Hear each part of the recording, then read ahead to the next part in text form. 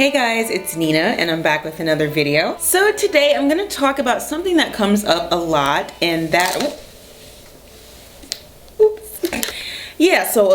we're gonna try that again. We're gonna talk about locks and spirituality. That is a subject that comes up a lot. A lot of people have this, I guess, preconceived notions about locks. I'm just gonna share my thoughts. I'm not gonna tell anybody what to do. I think that spirituality is a very personal thing. It's a personal journey that you take. And so it's just gonna be my thoughts. And then I would love to hear yours about them. There's also this question or idea about whether locks make you woke, and so I'm just going to share my 2 cents on that. Before I get started, if you're new to my channel, welcome. I would love for you to stick around, so please hit that subscribe button and hit your bell too, so you know when I upload, because YouTube has been acting kind of funny. So yeah, I don't know what that is, but let's go ahead and get started. When you think about locks, they're a derivative of dreadlocks, of course.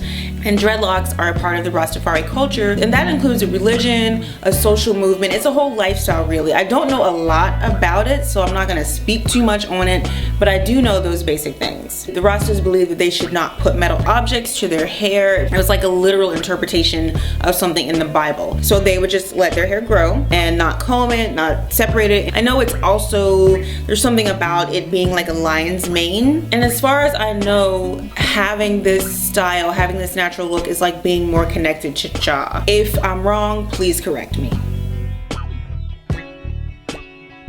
So lots of people, especially here on YouTube, lots of people talk about how your lock journey is a spiritual journey. I don't disagree with this necessarily, but I also do think that it depends on how you define spirituality. For me, if you think about spirituality as something that's happening within you, like a relationship with yourself, with your own spirit, just all the things about you that you can't see, I think locks could be considered a spiritual journey. For me, they represent accepting how my hair grows, working with my hair.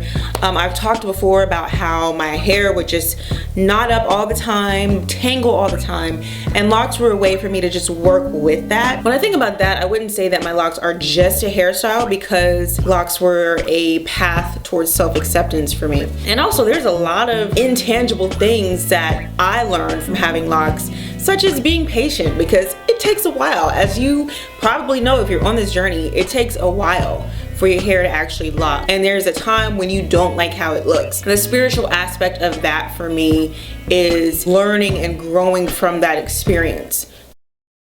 On the other hand, I do feel like my locks are just a hairstyle. My decision to get locks was purely about maintaining my hair in a natural state that was easiest for me. I didn't think about connecting to a higher power. I don't have a sort of practice that's based around my locks. I do try to meditate when I can. I'm not really that good at it, but I try. I do yoga. I spend a lot of time in nature. I think I am a very spiritual type of person. I don't feel woke wearing them. I don't feel less woke. I don't feel more woke. I mean, I think it's kind of obvious that there is a pretty big difference between freeform locks and cultivated locks like I have. I've noticed that people with freeform locks do tend to be more connected to their spirituality in an external sense. I went to a restaurant yesterday for brunch, and the server had freeform locks, and she had an ankh around her neck and a cartouche and just some other things that were kind of indicators of her spirituality. There are some stereotypical things when you think about woke people. Incense, chakras, numerology.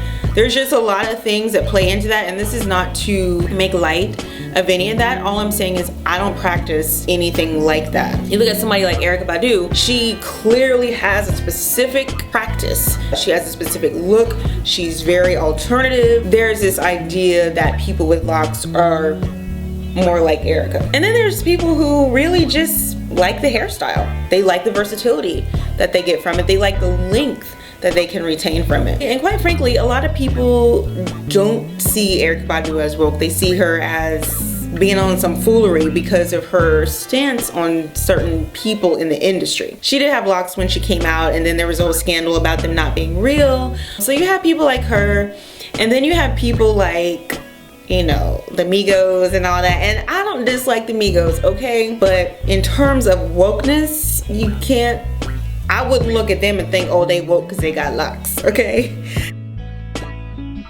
The thing is, I feel like you can't really put that on somebody. You don't know how enlightened they actually are. And personally, I think being enlightened is a lot less about your looks and more about what you do. You shouldn't allow anybody to dictate what your lock journey should be. If it's spiritual for you in an Erykah Badu type of sense, then embrace that. If it's just a style, it's just a style. You don't owe anybody any explanation, so live your life, okay? So that's all I have for today's video. I hope that I made sense. Let me know your thoughts on this. Let me know if it is a spiritual journey for you, if it's not, and let me know how you define spirituality, because there is a bunch of different ways to define it as far as I'm concerned. If you liked this video, please give it a thumbs up, hit that subscribe button, and I will see you next time.